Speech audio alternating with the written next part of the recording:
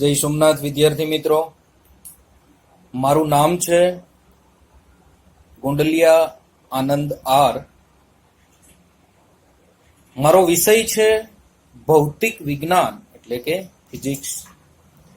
ભૌતિક વિજ્ઞાનના એક શિક્ષક એટલે કે અડિયા સાહેબ, જેનાથી તમે પરિચિત છો.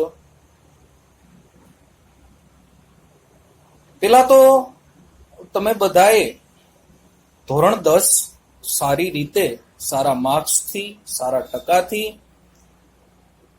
સારી મહેનતથી પાસ કરેલું છે. એ બદલ હું તમને ખૂબ ખૂબ અભિનંદન પાઠવું છું. સાથે સાથે ધોરણ 10 પાસ કરી અને વિજ્ઞાન પ્રવાહ એટલે કે સાયન્સ પસંદ કરવા બદલ આપ સૌને અભિનંદન પાઠવું છું. અને વિજ્ઞાન પ્રવાહ પસંદ કરી 11 સાયન્સની અંદર ડીએમ બારડ વિનય મંદિર ઘુસિયા ગીરમાં પ્રવેશ મેળવવા બદલ સાયન્સ સ્ટાફ પરિવાર વતી હું આપ સૌને આવકારું છું.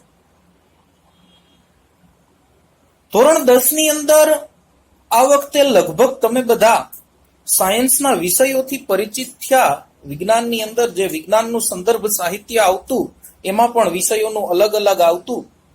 એવી રીતે સાયન્સની અંદર આપણે બધાને ખબર છે કે 2 ગ્રુપ હોય, એ ગ્રુપ અને બી ગ્રુપ. જો તમે એ ગ્રુપ રાખો તો તમારે ભણવાનું આવે ભૌતિક વિજ્ઞાન, રસાયણ વિજ્ઞાન, ગણિત, ઇંગ્લિશ અને કોમ્પ્યુટર. એટલે કે ફિઝિક્સ, કેમેસ્ટ્રી, મેથેમેટિક્સ, ઇંગ્લિશ અને કોમ્પ્યુટર. જો તમે બી ગ્રુપ રાખો તો તમારે ભણવાનું આવે ભૌતિક વિજ્ઞાન, રસાયણ વિજ્ઞાન, જીવ વિજ્ઞાન એટલે કે ફિઝિક્સ, કેમેસ્ટ્રી, બાયોલોજી, સંસ્કૃત અને ઇંગ્લિશ. બરાબર, એટલું ભણવાનું આવે. જો તમે એ ગ્રુપ રાખો તો તમારે ગુજકેટ, જેડબલઈ મેન, જેડબલઈ એડવાન્સ, સાથે સાથે આપણે ગુજરાત બોર્ડની જે એક્ઝામ આવે છે એ આપવાની હશે. જો તમે બી ગ્રુપ રાખો તો તમારે ગુજકેટ, ગુજરાત બોર્ડની એક્ઝામ અને આપવાની રહેશે નીટ સાથે ગુજકેટ. બરાબર, એટલે એક કન્સેપ્ટ તમારા મગજમાં અત્યારે ક્લિયર થઈ ગયો હશે કે જો તમે એ ગ્રુપ રાખશો તો તમારે જી આપવી પડશે, જેડબલઈ આપવી પડશે, અને બી ગ્રુપ રાખશો તો નીટ એટલે કે એનડબલઈટી આપવી પડશે. બરાબર, હવે જી નું કાર્યક્ષેત્ર એ મેથ્સમાં આઈઆઈટી ક્ષેત્રે છે. આઈઆઈટી એટલે શું એ તમને બધાને ખબર છે. જ્યારે નીટનું કાર્યક્ષેત્ર એ મેડિકલ અને પેરામેડિકલ ક્ષેત્રે એડમિશન મેળવવા માટેનું છે. બરાબર, મેં તમને પેલા વાત કરી કે મારો વિષય છે ભૌતિક વિજ્ઞાન એટલે કે ફિઝિક્સ. તો ભૌતિક વિજ્ઞાન એટલે શું અથવા તો સાયન્સ એટલે શું, આપણે કયો સ્ટ્રીમ પસંદ કર્યો, એની અંદર આપણા વિષયમાં આપણે શું ભણશું એનો અભ્યાસ હવે આપણે કરીએ. થોડું ડીપમાં છોકરાઓ આપણે સમજીએ સાયન્સ વિશે. તો સાયન્સ શબ્દનો ઉદ્ભવ છે એ સાયન્સ શબ્દનો ઉદ્ભવ મુખ્યત્વે લેટિન ભાષાનો શબ્દ છે સિન્ટિયા. આ સિન્ટિયા નામના શબ્દ પરથી પછી સાયન્સ શબ્દનો ઉદ્ભવ થયો. બરાબર, કે આ સાયન્સ એટલે લેટિન ભાષાનો શબ્દ સિન્ટિયા કે જેનો અર્થ છે છોકરાઓ જાણવું, ફોર નોઈંગ. બરાબર, આ સાયન્સ શબ્દનો ઉદ્ભવ ક્યાંથી થયો છે? લેટિન ભાષાનો શબ્દ સિન્ટિયા છે ત્યાંથી થયો છે અને સાયન્સ શબ્દનો અર્થ થાય છે જાણવું. બરાબર, બીજું આપણી ભાષા દેવોની ભાષા એટલે કે સંસ્કૃત ભાષાનો શબ્દ છે. એ સંસ્કૃત ભાષાનો શબ્દ વિજ્ઞાન અને બીજો છે અરબી ભાષાનો એક શબ્દ. એ અરબી ભાષાનો શબ્દ ઇલ્મ પણ તમને આ જ અર્થ આપે છે. આ જ અર્થ, ઇટ મીન્સ કે એનો અર્થ પણ શું થાય છે? જાણવું, ફોર નોવિંગ. બરાબર, હવે વિજ્ઞાન એ વિજ્ઞાનનું આપણે કામ શું છે, વિજ્ઞાન છે શું? તો વિજ્ઞાન એ મુખ્યત્વે કુદરતી ઘટનાઓને શક્ય તેટલી વિસ્તૃત અને ઊંડાણપૂર્વક સમજવા માટેનો એક સુવ્યવસ્થિત પ્રયત્ન છે. બરાબર. પછી બીજી વાત એ કે વિજ્ઞાનની અંદર કોઈ સિદ્ધાંત છે એ અંતિમ હોતા નથી. તેમાં ફેરફાર થાય કોઈ પણ, તો એ ફેરફાર એ હંમેશા માટે કોઈ પણ વ્યક્તિને આવકાર્ય રાખવો પડે, કોઈ પણ દેશને આ વસ્તુ આવકાર્ય રાખવી પડે. બરાબર. એનું ઉદાહરણ હું તમને એક આપું તો પેલા વેલા વૈજ્ઞાનિક આવ્યો ટોલોમી. બરાબર.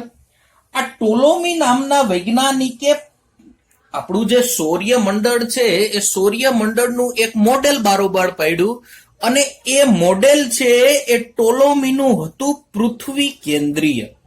ઇટ મીન્સ કે ટોલોમી એવું કહેતો હતો કે પૃથ્વી છે એ સૂર્યમંડળના કેન્દ્રની અંદર છે અને બધા જ ગ્રહો, પૃથ્વીઓ એની આસપાસ વર્તુળાકાર કક્ષામાં ભ્રમણ કરે. આપણે બધાને ખબર છે આ વાત કેવી છે, ખોટી છે. બરાબર. પછી ટોલોમી પછી વૈજ્ઞાનિક આવ્યા આપણા ભારતના આર્યભટ્ટ નામના વૈજ્ઞાનિક. બરાબર. આર્યભટ્ટ નામના વૈજ્ઞાનિકે જે મોડેલ બારોબાર પાડ્યું એ મોડેલ હતું સૂર્ય કેન્દ્રીય. સૂર્ય કેન્દ્રીય ઇટ મીન્સ કે સૂર્ય કેન્દ્રમાં છે અને બધા જ ગ્રહો અને પૃથ્વીને એ બધા તારાઓને બધા સૂર્યની આસપાસ વર્તુળાકાર કક્ષામાં ભ્રમણ કરે. આ વાત હતી સાચી. પણ તમને ખબર છે છોકરાઓ કે કોઈ પણ વાત સાચી હોય એની સ્વીકૃતિ આપવા માટે બધા જ દેશના વૈજ્ઞાનિકોની બેઠક થાય, એ સ્વીકારે ત્યારે એને સાબિતી મળે. એટલે આર્યભટ્ટને આ વસ્તુની સાબિતી મળી નહીં. આર્યભટ્ટ 100% સાચા હતા છતાં પણ. બરાબર. પછી નિકોલસ કોપરનિક્સ આવ્યો. જોજો આમાં કેટલા વૈજ્ઞાનિક આવે. કોણ આવ્યું? પછી આવ્યો નિકોલસ કોપરનિક્સ. બરાબર. અને નિકોલસ કોપરનિક્સે પણ તમને આપ્યું કયું મોડેલ? તો કે સૂર્ય કેન્દ્રીય મોડેલ. સૂર્ય કેન્દ્રીય મોડેલ ઇટ મીન્સ કે જે આર્યભટ્ટે કીધું તું એ જ, કે સૂર્ય છે કેન્દ્રમાં છે, પૃથ્વી, બધા જ ગ્રહો, તારાઓ એ બધા સૂર્યની આસપાસ શું કરે છે? ભ્રમણ કરે છે. બરાબર. પણ નિકોલસ કોપરનિક્સને અનુમતિ મળી નહીં. બરાબર. પછી ગેલેલિયોના સમયનો વૈજ્ઞાનિક ગેલેલી. બરાબર. એ ગેલેલિયોનો સમયનો વૈજ્ઞાનિક આવ્યો એક ટાઇકો બ્રાહે નામનો વૈજ્ઞાનિક. જોજો છોકરાઓ નામ યાદ રાખજો. કોણ છે આવ્યું? ટાઇકો બ્રાહે. ટાઇકો બ્રાહે લગભગ એની આખી જિંદગી છે એ ગ્રહોનું અવલોકન કરવામાં વિતાવી દીધી. બરાબર. આખી જિંદગી ગ્રહોનું એને અવલોકન જ કર્યું, અને એને અવલોકન કરી અને છેલ્લે એને પોતાની જિંદગીના અંતિમ ભાગમાં એ આપ્યું કેને? કેપ્લરને આપ્યું. એનો સાથી હતો, આમ તો વિદ્યાર્થી કહી શકો તમે. કેપ્લરને આપ્યું, જોન સી કેપ્લર. એ કેપ્લરને એને બધી વસ્તુ આપી કે ભાઈ અલે આ મારા થીસીસ છે, આ સૂર્ય કેન્દ્રીય મોડેલ છે. બરાબર. અને કેપ્લરે એના ઉપર રિસર્ચ કરી અને કીધું કે હા મારા ગુરુજી હાચા ટાઇકો બ્રાહે કે ભાઈ સૂર્ય છે એ કેન્દ્રમાં છે અને બધા જ ગ્રહો અને પૃથ્વીને બધા એની આસપાસ આટા મારે, પણ મારું મોડેલ એવું છે કે એ કક્ષા છે એ વર્તુળાકાર નથી પરંતુ દીર્ઘવૃત્તીય છે. બરાબર. કેવી છે? Oval shape. ઇંગ્લિશમાં એને એવું કહેવાય, ઓવેલ શેપ છે. અને આને મંજૂરી મળી. આપણે 8મા પાઠની અંદર વિસ્તૃત રીતે ભણશું કે કેપ્લરનું કેવી રીતે આવે છે, એના 3 સિદ્ધાંતો કેવી રીતે છે, એનો નિયમ કેવી રીતે છે એ ભણશું. બરાબર.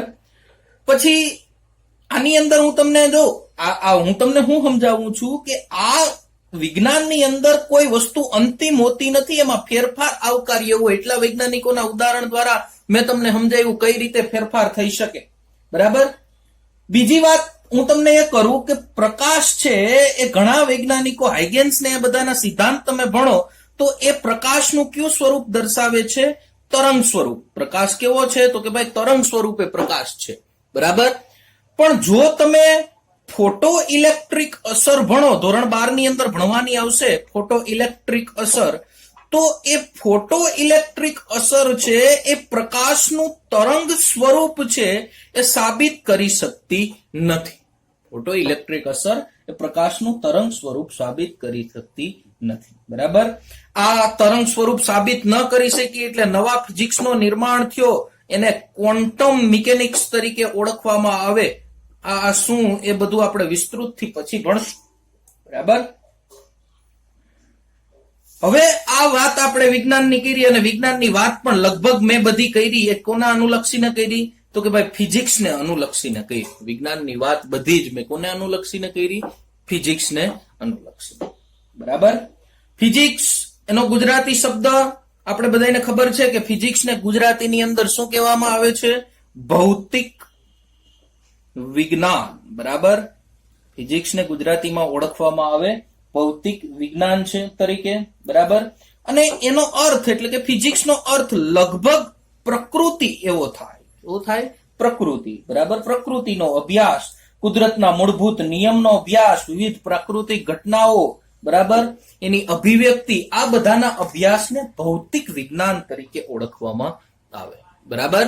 હવે આપણું જે ભૌતિક વિજ્ઞાન છે એ ભૌતિક વિજ્ઞાનનું કાર્યક્ષેત્ર કેવું છે એ કાર્યક્ષેત્ર વિશે આપણે થોડોક અભ્યાસ કરીએ કે ભાઈ ભૌતિક વિજ્ઞાનનું કાર્યક્ષેત્ર શું છે. બરાબર.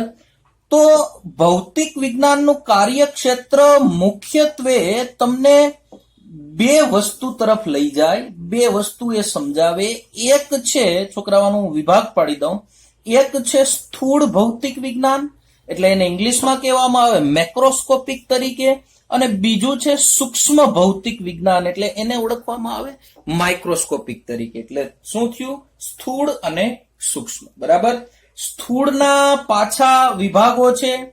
એક છે યંત્રશાસ્ત્ર. જોજો છોકરાઓ, સ્થૂળની અંદર આવે છે યંત્રશાસ્ત્ર, પછી આવે છે બીજું ઇલેક્ટ્રો ડાયનેમિક્સ. જોજો બરાબર સમજજો. પછી ત્રીજું છે પ્રકાશશાસ્ત્ર. જોજો સ્થૂળની અંદર કેટલા વિભાગો પડે છે એ કહું છું. પ્રકાશશાસ્ત્ર. અને છેલ્લું છે થર્મો ડાયનેમિક્સ. બરાબર. તો આ કેટલા વિભાગ છે સ્થૂળના? સ્થૂળ ભૌતિક વિજ્ઞાન મેં તમને કીધું શું કહેવાય એને ઇંગ્લિશમાં? મેક્રોસ્કોપિક. એ મેક્રોસ્કોપિકના વિભાગો છે. તો યંત્રશાસ્ત્રની અંદર શું ભણશો તમે? તો યંત્રશાસ્ત્રની અંદર મુખ્યત્વે ભણવામાં આવે ન્યૂટનના ગતિના નિયમો. જોજો ન્યૂટનના ગતિના 3 નિયમો ને એ બધું આપણે ભણશું. બરાબર. પછી છે ગુરુત્વાકર્ષણના નિયમો. જોજો ગુરુત્વાકર્ષણના નિયમો એટલે બે પદાર્થો વચ્ચે કેવું ગુરુત્વાકર્ષી બળ લાગે. આપણે બધાને ખબર છે ગુરુત્વાકર્ષી બળનું સૂત્ર F બરાબર G m1 into m2 upon r² જેટલું ગુરુત્વાકર્ષી બળ લાગે. એટલે કે એ પદાર્થ વચ્ચે લાગતું ગુરુત્વાકર્ષી બળ બંને દળોના ગુણાકારના સમપ્રમાણમાં અને તેમની વચ્ચે રહેલા અંતરના વર્ગના કેવા હોય? વ્યસ્ત પ્રમાણમાં હોય. તો આ નિયમો તમને કોણ સમજાવશે? યંત્રશાસ્ત્ર. પછી કોઈ પદાર્થની ગતિ કેવી છે એ પદાર્થની ગતિ વિશેનો અભ્યાસ પણ તમને યંત્રશાસ્ત્ર કરીને આપશે. પછી રોકેટની ગતિ કેવી રીતે થાય છે, એનામાં થ્રસ્ટ એટલે કે એને ધક્કો કેવી રીતે લાગે છે, આ બધાનો અભ્યાસ પણ યંત્રશાસ્ત્રની અંદર કરવામાં આવે. પછી હું બોલું છું અત્યારે મારો અવાજ તમારી સુધી પહોંચે છે, ધ્વનિ તરંગોનો અભ્યાસ પણ યંત્રશાસ્ત્રની અંદર કરવામાં આવે. પછી પાણીમાં તમે પથ્થર ઘા કરો અને જે તરંગો ઉત્પન્ન થાય એ પાણીના તરંગોનો અભ્યાસ પણ યંત્રશાસ્ત્રની અંદર કરવામાં આવે. બરાબર. પછી સળિયાનું સંતુલન ને એ બધું ઉચ્ચાલન ને બધું કેવી રીતે હોય એ બધાનો અભ્યાસ પણ કેમાં કરવામાં આવે? યંત્રશાસ્ત્રની અંદર. પછીનું આપણું છે ઇલેક્ટ્રોડાયનેમિક્સ. બરાબર. ઇલેક્ટ્રોડાયનેમિક્સની અંદર મુખ્યત્વે કઈ કઈ ઘટનાઓનો અભ્યાસ કરવાનો આવે એ આપણે જોઈએ. તો ઇલેક્ટ્રોડાયનેમિક્સની અંદર મૂળભૂત રીતે વિદ્યુત અને ચુંબકીય ઘટનાઓનો અભ્યાસ હોય. જોજો ઇલેક્ટ્રોડાયનેમિક્સની અંદર શું હોય? તો કે ભાઈ વિદ્યુત અને ચુંબકીય ઘટનાઓનો અભ્યાસ. વિદ્યુત અને ચુંબકીય ઘટનાઓનો અભ્યાસ એટલે કે મેક્સવેલ, એમ્પિયર, ઓસ્ટ્રેડ આ બધાને તમારે ભણવાના હોય. જો હું તમને લખી દઉં કેટલાને ભણવાના આવશે તો કે કુલંબ છે, ઓસ્ટ્રેડ છે, આ બધા વૈજ્ઞાનિકોના નિયમો છે, વિદ્યુત અને ચુંબકીય ઘટનાઓ ઉપર છે, બરાબર. પછી એમ્પિયર છે, પછી છે ફેરેડે, આ બધાના નિયમો તમે કેની અંદર ભણશો? ઇલેક્ટ્રોડાયનેમિક્સ ની અંદર. પછી દાખલા તરીકે કોઈ ચુંબકીય ક્ષેત્ર હોય તો એ ચુંબકીય ક્ષેત્રમાં એ સુવાહક કોઈ તમે રાખો તો એ સુવાહકની ગતિ કેવી રીતે થાય એ તમે ઇલેક્ટ્રોડાયનેમિક્સ ની અંદર ભણશો. પછી આપણા ઘરની અંદર આવતો વિદ્યુત પ્રવાહ એટલે કે એસી વોલ્ટેજ, આ એસી વોલ્ટેજને તમે કેની અંદર ભણશો? ઇલેક્ટ્રોડાયનેમિક્સ ની અંદર. પછી આપણી અંદર ઘરની અંદર જે સિગ્નલ આવે છે એ સિગ્નલનું કારણ એટલે કે એન્ટેનાની કાર્ય પદ્ધતિ શું એ તમે ભણશો ઇલેક્ટ્રોડાયનેમિક્સ ની અંદર. પછી આઇનોસ્ફિયર દ્વારા રેડિયો તરંગોનું પ્રસરણ કેવી રીતે થાય આ તમે ઇલેક્ટ્રોડાયનેમિક્સ ની અંદર ભણશો. તો આઇનોસ્ફિયર દ્વારા રેડિયો તરંગોનું પ્રસરણ આ તમારા માટે કદાચ નવું હોય તો હું તમને કહી દઉં. પૃથ્વીની સપાટીથી આશરે 80 થી 300 કિલોમીટરના એરિયાની અંદર એક સ્તર આવેલું છે કે જેને આપણે આઇનોસ્ફિયર તરીકે ઓળખીએ. હવે પૃથ્વી છે એ સંપૂર્ણ, જો આ પાઠ આપણે કોમ્યુનિકેશન સિસ્ટમ નામનો પાઠ આવે છે 12માની અંદર, એની અંદર આપણે આખું ભણશું, બરાબર. પણ અત્યારે હું તમને બેઝિક કહી દઉં તો પૃથ્વી છે એ સંપૂર્ણપણે આમ સપાટ નથી, એ વક્ર છે, બરાબર. દાખલા તરીકે અહીંયા કોઈ એન્ટેના, બે એન્ટેના છે, આ ટ્રાન્સમીટર છે એટલે કે અહીંથી સિગ્નલ જાય ને અહીંયા સિગ્નલ મળે, બરાબર. તો અહીંથી દાખલા તરીકે આમ સિગ્નલ જાય તો પૃથ્વીની વક્ર સપાટી એને નડે, બરાબર. એટલે સિગ્નલો ક્ષમતાભેર જે સિગ્નલો પહોંચવા જોઈએ એ સિગ્નલો રિસીવર સુધી પહોંચે નહીં. એટલા માટે શું કરવામાં આવે કે પૃથ્વીની સપાટીથી આશરે 80 થી 300 કિલોમીટરના એરિયામાં જે આઇનોસ્ફિયર આવેલું છે એ આઇનોસ્ફિયર ની અંદર સિગ્નલો જાય. આઇનોસ્ફિયર છે આ સિગ્નલો માટે એક અરીસા તરીકે વર્તે, ત્યાંથી આ સિગ્નલો પરાવર્તિત થઈ અને ક્યાં પહોંચે? રિસીવરમાં પહોંચે. આ આપણે વિગતવાર ભણશું, બરાબર. પછી નો વિભાગ છે એ પ્રકાશશાસ્ત્ર. પ્રકાશશાસ્ત્રની અંદર તમારે માઇક્રોસ્કોપ, બરાબર, ટેલિસ્કોપ, આ બધાની ઘટનાઓ, માઇક્રોસ્કોપની અંદર શું થાય છે, ટેલિસ્કોપની અંદર શું થાય છે, એની કાર્ય પદ્ધતિઓ, બરાબર. આ ઉપરાંત પરાવર્તન, વક્રીભવન, હાઇગેન્સના નિયમ, સ્નેલના નિયમ 10માની અંદર તમે ભણ્યા, એ બધું તમારે પ્રકાશશાસ્ત્રની અંદર ભણવાનું આવે. થર્મોડાયનેમિક્સની અંદર તમારે ભણવાનું આવશે અલગ કરેલા તંત્રનું કાર્ય, બરાબર. અલગ કરેલું તંત્ર એટલે શું, આઇસોલેટેડ સિસ્ટમ એટલે શું એ આપણે ભણશું, બરાબર. થર્મોડાયનેમિક્સ નામનો આખો આપણે એક પાઠ જ છે, એની અંદર વિગતવાર ભણશું, બરાબર. પછી એ અલગ કરેલું તંત્ર છે એની અંદર થતી ઉષ્માની આપ-લે, આ પણ આપણે ભણશું એની અંદર. પછી બીજું છે એ અલગ કરેલા તંત્રનું તાપમાન, બરાબર, એની આંતરિક ઉર્જા, બરાબર. પછી કે ભાઈ સ્ટીમ એન્જિન કેવી રીતે કાર્ય કરે, અથવા તો બીજું હું તમને કહું તો રેફ્રિજરેટર કેવી રીતે કાર્ય કરે, અને તમે ઉષ્મા એન્જિન એમ કહો તો પણ ચાલે, બરાબર. એ કેવી રીતે કાર્ય કરે, રેફ્રિજરેટર કેવી રીતે કાર્ય કરે. તો આ કાર્ય ક્ષેત્ર આપણે ભૌતિક વિજ્ઞાનનું જે ભણ્યા છે એ કોના અભ્યાસને અનુલક્ષીને છે? સ્થૂળ વિજ્ઞાનના અભ્યાસને અનુલક્ષીને, બરાબર. તો સ્થૂળમાં કઈ કઈ વસ્તુ ભણવાની આવશે એ વિગતવાર યંત્રશાસ્ત્ર, ઇલેક્ટ્રોડાયનેમિક્સ, પ્રકાશશાસ્ત્ર, થર્મોડાયનેમિક્સ એ વિગતવાર તમે ભણ્યા. હવે સૂક્ષ્મની અંદર તમારે મૂળભૂત રીતે ભણવાનું આવે છોકરાઓ પરમાણુ અને ન્યુક્લિયસનું બંધારણ, બરાબર. પરમાણુ, એટમ્સ એટલે ખબર છે તમને બધાને, smallest part of the world, બરાબર. પરમાણુ એટલે શું એ ખબર છે. પરમાણુના કેન્દ્રમાં રહેલું ન્યુક્લિયસ, એ ન્યુક્લિયસનું બંધારણ કેવું હશે? ઇલેક્ટ્રોન છે, પ્રોટોન છે, ન્યુટ્રોન છે, આ બધાની ગતિ કેવી હશે, આ બધાનું દળ શું છે, આ બધા વગેરેનો અભ્યાસ તમારે સૂક્ષ્મ ભૌતિક વિજ્ઞાનની અંદર કરવામાં આવે, બરાબર. તો આપણે અત્યાર સુધી શું ભણ્યા? ભૌતિક વિજ્ઞાનનું કાર્યક્ષેત્ર આપણે ભણ્યા, બરાબર. હવે પછીના ટોપિકમાં આપણે આગળ વધતા જશું એમ ભૌતિક વિજ્ઞાન શું છે એ તમને વિગતવાર સમજાશે, બરાબર.